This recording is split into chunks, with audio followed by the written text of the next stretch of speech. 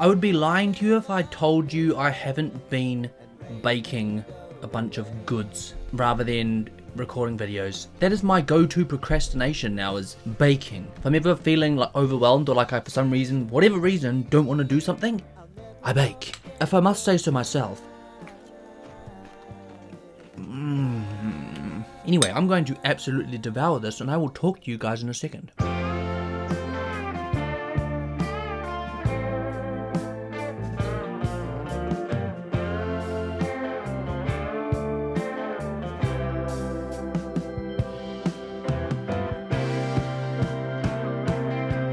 Not gonna lie, that was kind of like a better version of rhubarb crumble. Anyway, guys, I would also be lying to you if I told you I wasn't currently in my boxers and I wasn't about to go to bed. I heaved myself into my chair to record this. Now, I've been having a nightmarish week regarding motivation, and I don't know why, but motivation for anything has just been so low. Bar walking my dogs, and baking, motivation for me, I don't know what it is. Something's going on up here at the moment, and I wanted to tell you guys because I want to be, one, transparent, and two, I want to make sure that you guys understand why I'm not pumping out content. I used to think I was immune to this kind of thing. I used to think to myself, what's writer's block? What's creator's block? What's this? What's that? What's burnout? But boy oh boy, I have been experiencing it on a regular occasion lately, and I do not know why. But anyway, guys, that's all you need in regard to my mental health update. I am going to be going through your Beyond the What questions. There aren't many, but I asked for these quite a while ago now, and I screenshotted them quite a while ago. Oh, this was supposed to come out ASAP. Let's low-key start so that we're not, yeah. Anyway, let's go. How do you feel about the new group of characters so far? How do I feel about the new characters? I don't know, I think because we've been semi-traumatized by new characters coming in, it feels like they die instantaneously. It's like, oh my god, I kind of like this person. Boom! I find it hard to like things because I don't know if it's just because I don't want to get attached to them. I don't know. But there are some which I immediately felt a like to. Now, most notably, I will say this. Bar liking the British accent, I get a good vibe from the British lady, but there's not really much going on up here in regard to her. I don't know why, I haven't felt particularly attached yet. I like that she is stepping up when she needs to step up. Sorry, guy, by the way, I'm not going to remember any of their names. My kryptonite hits again. Name remembering. Yeah, British lady. I like her accent, but, there are traits that I noticed that I was like, oh, I get a good vibe out of. Stepping up to lead when perhaps other people aren't really in a position to. I don't see her as the leader of the group. I don't know why, I just don't, but I see her as someone that's, I don't know, how we had Rick and Shane? I kind of see her as a Rick of that kind of dynamic. But yeah, so I like her, but like I said, not much going on up here. The only ones that I got serious vibes from, the problematic chick, the problematic girl that had previous prison sentences. Not saying that I'm judging the crap out of her, but I just get a vibe of hot-headedness. Similarly that I got from Shane, immediately I get this vibe of oh, okay, this person will do anything to protect themselves and the people around them, fair enough, right? As we would too, to be honest with you. I compare her to Shane, but realistically I should be comparing her to any of our main characters now, because we know how far we would go, right? But she gives me this vibe she would go further than anyone else. She gives me a vibe that she would just do anything. Not saying she's bad, I get a feeling she's got potential, if we can get beyond that barrier of trust, and if we can get beyond the issues that we face with butting heads and all that kind of stuff. But yeah, she's the one I worry about causing this to fall apart. If it ever is to fall apart, she's the one I'm worried about. And the one I like the most is Mr. Musician. He reminds me of early on Eugene, and he reminds me a little bit of Dale as well. He's got that morality, and he likes to think of the world as he likes to think of humans as creative, and that's what keeps us together, and that's the other. He's got his eye on the ball in regard to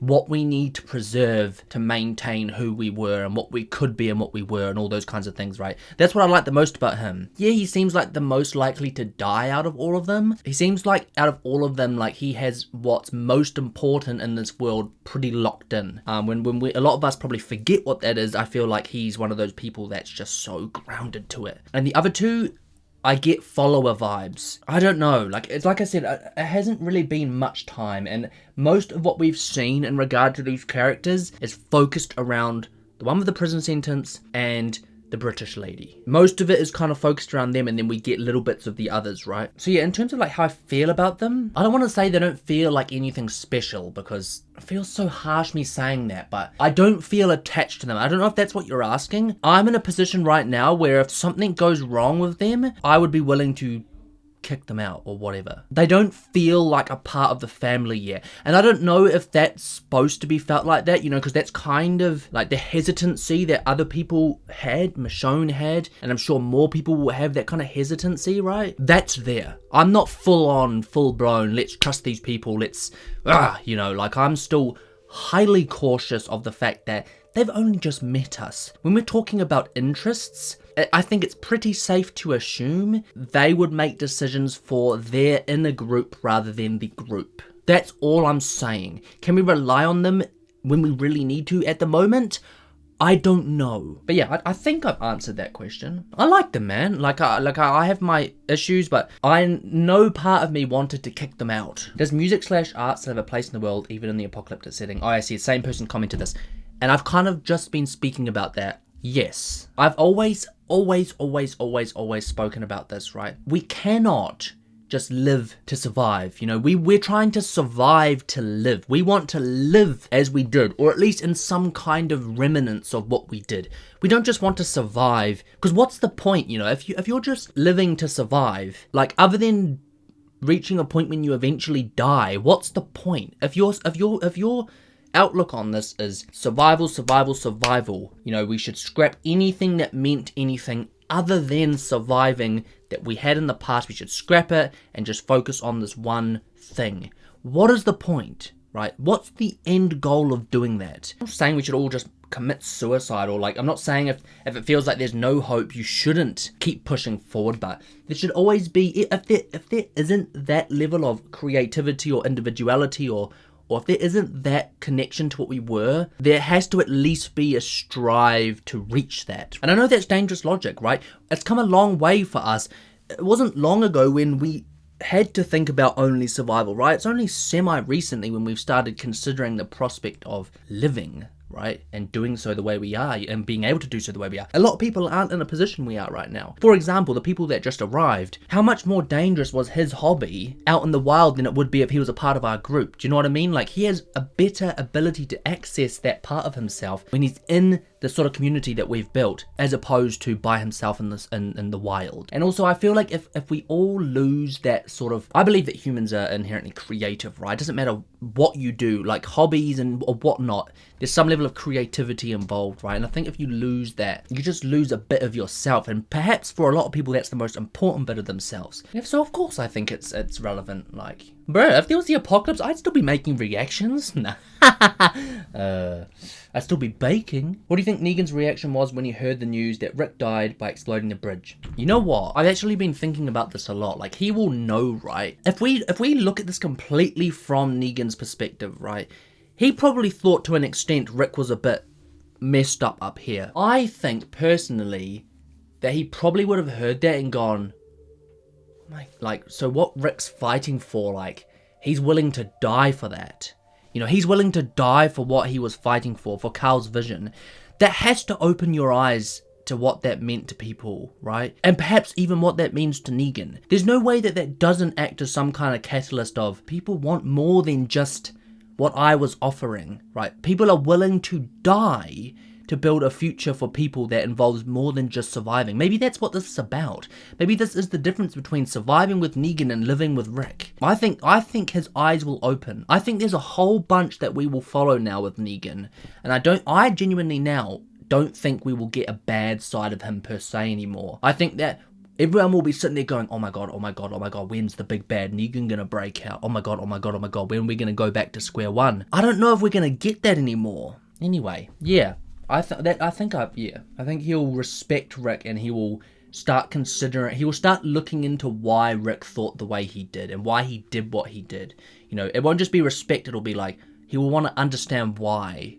Why was that so important to Rick? I mean, you'll think of Carl, and then you'll probably think of his conversations with Judith, and you'll think about what we're building, and I don't know, like, I don't want to jump the gun and get my hopes too high, but I have silent faith that there will be a positive arc. I don't know, I don't want to say that too soon, gosh almighty. Thoughts on Jesus as the leader of Hilltop? You know, I'm going to be completely honest with you. In that episode when we got to see that, I don't know if we're supposed to be in this position, but I can see Tara being a leader more. I definitely think Jesus can be a leader, but is it just me that think he shone so much more being a right-hand man? I don't know. But I've only obviously seen very brief glimpses of what he's doing as a leader, you know, and obviously he's been doing it for long enough now and things seem to be on their feet, so maybe the whole point is we're gonna get like a duo leadership kind of thing. It makes sense that he's the leader because he's sort of been here for the longest now, has he?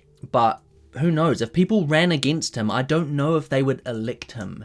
Because like as we have clearly been shown, he seems to want to be out there more and helping with that kind of thing more than just running a place. And I can see Tara doing that. Like, she is literally doing that. Maybe that's the whole point. Maybe I'm supposed to feel this way. I don't know. I mean, I hope Maggie comes back, but I don't know. Thoughts on how the season feels with no Rick? Obviously, I think it would feel a whole lot different if I knew he was dead. I don't know. Obviously, I haven't seen this through, but I wish they kind of didn't let us know that he was alive. I don't know, like, I'd be forced to accept that this is a world without him, and I don't know, or maybe I would still doubt it. Maybe me knowing he's alive gives room for my brain to accept that there are other things happening here now, and I don't need to grieve him, so I'm not preoccupied thinking about Rick, and I can think about these other things, and I don't know. It doesn't feel great, because I feel like everything feels fragmented because Rick's not around. I think Rick felt like that glue to me. But it's nice to see everyone else come into their own shell a little bit as leaders, and I'm worried about where he is. I'd rather he be with us and with family.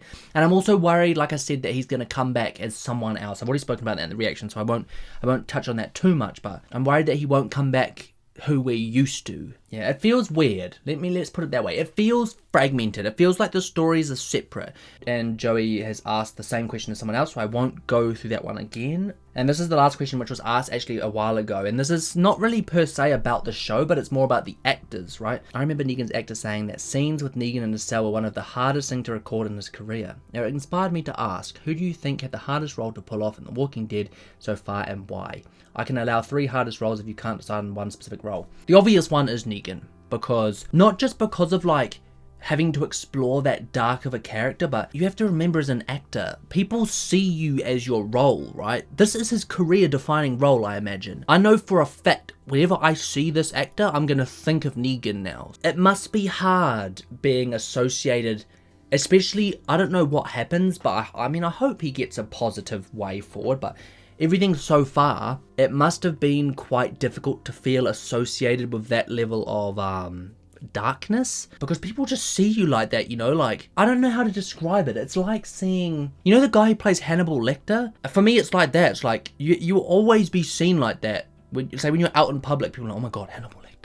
You know, obviously it's a show and people aren't stupid, but I always feel like there's a little bit of that, you know, like, how would you deal being one of the most hated characters in a show for a while? And he probably got death threats, you know, some people are thick as pig, you know what's it. So yeah, that's definitely gotta be up there as one of the hardest ones, for sure. My brain just goes towards the villains, you know, because it's like, you know, imagine being seen like that, you know, like on a regular, and I don't want to just be lame and say Negan and the Governor, but like, that's where I'm kind of, I don't know. Shane will be one too, because, you know, even when I was watching the original reactions, now I'm not saying that I've got particularly thin skin or anything, but, you know, like back in the day, when I started the show, I remember when I used to read comments, people were furious that I liked Shane. Far out. People were furious that I felt sympathetic for him. I didn't even play the guy. So like, I felt like crap sometimes because people would be like, oh my god, how could you think this? That's disgusting, or this. Or like, they would start, like, I would be being judged because of a reaction that just naturally happened. Imagine being like that character, you know, like, far out. It's got to be tough, eh? I can't think of any other ones off the top of my head. Maybe Daryl too. You know what, actually? I think I'm going to say Daryl instead of the Governor. And the reason I say Daryl is because, oh, this is another thing.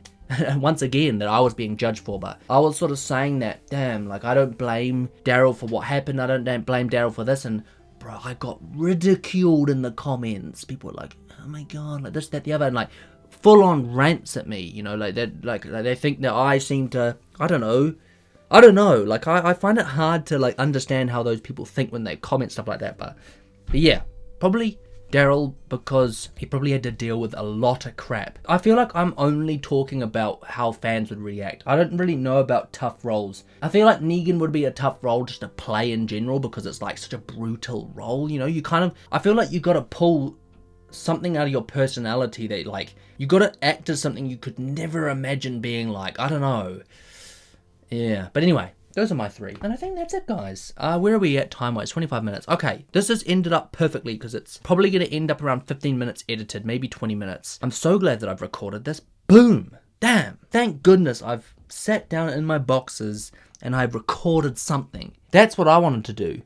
But anyway, guys, if you enjoyed this video, smash like button and subscribe to the channel for new content every single week. And of course, follow Instagram, Dan2Ds. Oh yes, that reminds me, I do have something to say to you. Big change in my life, again. So currently, I work about high 20s hours a week. I haven't been working full time for a while, right? That's about to change. I'm about to start 2 full, like, part-time jobs. I will be doing between 40 and 50 hours a week of work, which means I'm gonna have to sort of schedule out and hopefully that means I don't disappear from YouTube. I'm not going to, I'm still gonna make videos, but I just wanted you guys to bear in mind that that starts next week. So please bear with me. But anyway, that's all from me, guys. As ever, it's been Dan. Thanks for watching.